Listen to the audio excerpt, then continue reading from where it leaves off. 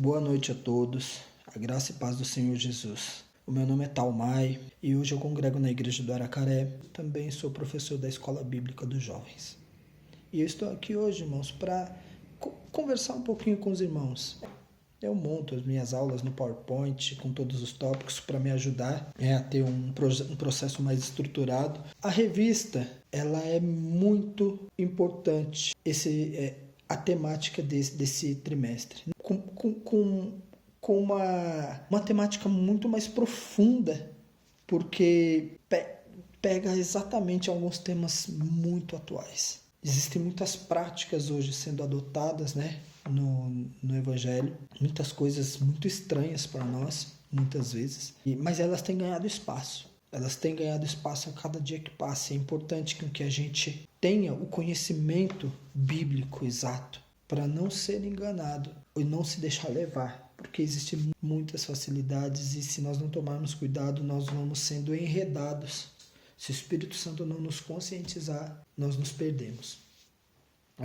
A lição número 2, ela tem por título o falso evangelho. E é interessante porque ela complementa a lição número 1, Ela vem falando, a lição número 1 nós vimos o grande problema que o apóstolo Paulo já tem que enfrentar mesmo à distância com as igrejas, da região da Galácia. É um problema tão sério que mais tarde ele virou tema do concílio. E o concílio houve o envolvimento de toda a igreja de Jerusalém. O texto principal diz assim, como já vos dissemos, agora de novo também vos digo, se alguém vos anunciar outro evangelho, além do que já recebestes, seja anátema. Eu gosto de ler, irmãos, a minha Bíblia, que tem uma versão bem simples de leitura. E ela vai nos ajudar a entender facilmente, talvez até de maneira mais fácil, aquilo que o apóstolo Paulo disse, tá? Vai ficar de uma maneira bem simples aí para que nós possamos entender. Vamos lá. Pois já dissemos antes e repetimos, se alguém anunciar um evangelho diferente daquele que vocês aceitaram, que essa pessoa seja amaldiçoada. De maneira simples e direta, essa foi a mensagem de Paulo. O tópico 1, ele deixa como tema central, a surpresa do apóstolo Paulo sobre a velocidade com que os gálatas aceitaram essa nova doutrina. Então eu anotei aqui alguns pontos que nós podemos usar para fazer com que os jovens reflitam e construir com eles um raciocínio. Porque Paulo se mostra muito impressionado com a velocidade que as igrejas da Galácia aceitaram aquela nova doutrina, as regras impostas pelos judaizantes. Mas por que eles aceitaram tão rápido? O que é que tinha? Se eles eram gentios, eles não viveram a experiência da lei. Era mais compreensível que os judeus convertidos talvez se rendessem uma hora ou outra, ou tentassem adicionar alguma coisa, como de fato os judaizantes fizeram. Mas os gentios que não tinham essa experiência, talvez fosse mais fácil de rebater. Agora, uma das coisas que eu acho interessante a gente ter aí uma linha de raciocínio para debater com jovens é o poder de persuasão dos judaizantes. Observe que todas as vezes, atualmente, vamos contextualizar, todas as vezes que aparecem falsos profetas, o poder de oratória deles é gigantesco.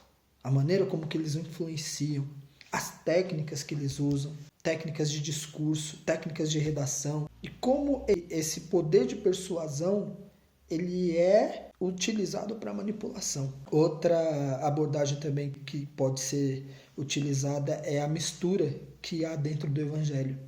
E é uma mescla e mistura de outros conceitos, de conceitos que não são cristãos, nunca foram, mas para facilitar a aceitação. Isso precisa é algo que pode se debater muito com jovens, porque isso é algo que os atinge diretamente. Para quem está mais tempo na igreja, para quem é mais antigo um pouquinho, tem uma idade mais avançada, é mais difícil. Mas para os jovens esse é um assédio constante e quase que uma imposição a eles. Fazer uma mescla com outros costumes. Isso é importante debater com eles. Outra coisa, muitas vezes o falso evangelho, ele é pregado ou ele é difundido por falta de estudo, interpretação errônea ou má intenção deliberada.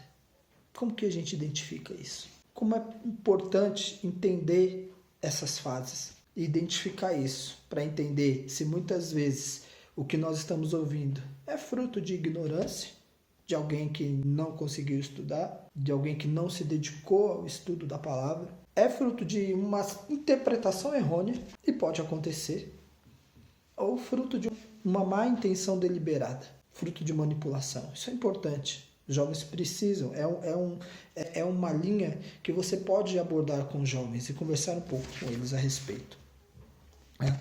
Já no tópico 2, o assunto principal, a palavra, né, o termo anátema, a maldição que Paulo ele delibera para quem difunde tais práticas do evangelho. E uma coisa interessante é que aquele que difunde o falso evangelho, ele está amaldiçoado, ele é maldito.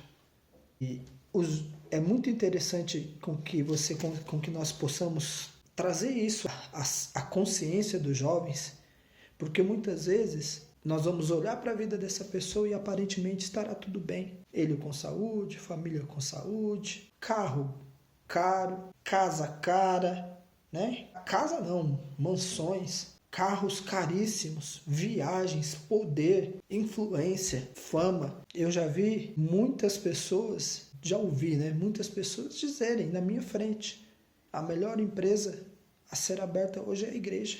É uma igreja. Você quer abrir uma empresa e quer que ela tenha risco zero de falência, abre uma igreja. Então, muitas vezes, o falso evangelho está sendo propagado e a gente vai olhar para a vida da pessoa e acha que ele está sendo abençoado. E, na verdade, a palavra deixa claro a maldição. Paulo é claro, assim, é transparente. Não faz questão nem de usar nenhum tipo de eufemismo, de suavizar o termo. Outra coisa também que é importante, que pode ser, né, levado a debater com eles, que a maldição não é só para quem está pregando ou difundindo esse falso evangelho, mas para aqueles que estão seguindo também. E essa era a maior preocupação de Paulo. Acredito eu, olhando para essa passagem, por isso que Paulo ele é tão pesado nas palavras, porque ele entende que aquela prática, que aquele tipo aquelas ideias que estão sendo difundidas estão prejudicando e vão levar outras pessoas, dezenas de pessoas, milhares de pessoas que existiam ali naquela região da Galácia a uma interpretação errada do Evangelho, consequentemente desprezar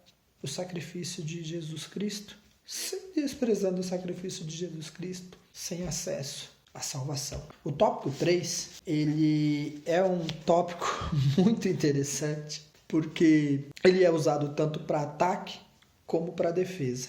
O tópico 3 ele tem o seguinte título: agradar os homens ou a Deus. Esse título eu acho interessante porque ele pode ser usado tanto pelo bom cristão como pelo mau cristão, né? Tanto por aquele que tem zelo pela palavra, pelo evangelho de Cristo, pelos valores, pelos princípios que a palavra nos ensina, como por aquele que também não tem compromisso nenhum. E a primeira pergunta, que seria uma pergunta que eu acho muito interessante, que pode ser levada, é possível agradar a Deus e aos homens? É possível agradar a Deus e ao homem? É possível agradar a Deus e aos homens? São perguntas totalmente distintas. Perdoe, meus irmãos, mais uma crisezinha aí de tosse. O segundo ponto que pode ser debatido, né, dentro desse tópico aqui final é o como agir. É uma indagação que eu tirei. Como agir quando Deus te orienta a tomar uma atitude que alguém não aprovará? Como é que nós agimos? Como que nós devemos agir? Quando nós temos que tomar uma atitude que nós sabemos que vai desagradar alguém, mesmo que esta pessoa ela esteja errada, difundindo um falso evangelho, difundindo ideias, né, que não são os princípios verdadeiros do Evangelho, porque nem sempre tudo que nós fazemos vai agradar as pessoas. Mas como agir? E quando Deus te orienta a fazer uma coisa? É simplesmente ir lá e fazer de qualquer jeito? Estufar o peito, derrubar quem estiver pela frente, passar por cima e fazer? Ou buscar uma sabedoria? Ou buscar de Deus uma estratégia para que aquele objetivo, para que aquela orientação que Deus te deu, você possa obedecê-la, mas também não causar um alvoroço, não causar uma guerra, não causar um mau testemunho. Paulo ele é muito claro, ele deixa muito claro ali que aquela atitude dele podia não agradar aos cristãos que iriam ler a carta. E que também não iria agradar aos judaizantes, que era o grupo que estava ali contrário, aos princípios, implementando e pressionando as pessoas a tomar ou a adotar princípios contrários à palavra. Isso é interessante. Ele diz aqui, ele fala que ele não se via nessa obrigação. Ele não estava lá para agradar os homens, mas contudo, ele sempre teve sabedoria que veio da parte de Deus para realizar aquilo que precisava. Tanto que mais tarde, no concílio, aproximadamente 1 ano depois, no concílio da igreja, a respeito desse tema, ele e Barnabé estavam lá. E provavelmente eram eles, não só eles, como outros membros da igreja Antioquia da Síria, e provavelmente foram eles que levaram o caso, porque era algo que estava se espalhando. Então, não foi só uma atitude de repreensão, ele buscou estratégia, entendo eu que ele buscou uma estratégia de Deus para dar uma orientação final, com mais peso, que não fosse apenas a palavra dele. E aí ele leva, eles vão até a igreja de Jerusalém, levam o problema, a igreja toma uma posição, chega em um consenso, e depois, quando ele e Barnabé voltam para o local deles de origem, ainda vem com mais 2 integrantes da igreja para realmente dar veracidade àquela decisão que foi tomada. Alguns pontos que os irmãos podem levar em consideração e para debater com jovens, e que eu acredito que vai ser uma aula muito proveitosa, como essa revista ela com certeza será, tá? Deus abençoe a todos, que os irmãos possam ter uma boa noite e um final de semana e um domingo abençoado. Em nome de Jesus. Um abraço. Fiquem com Deus.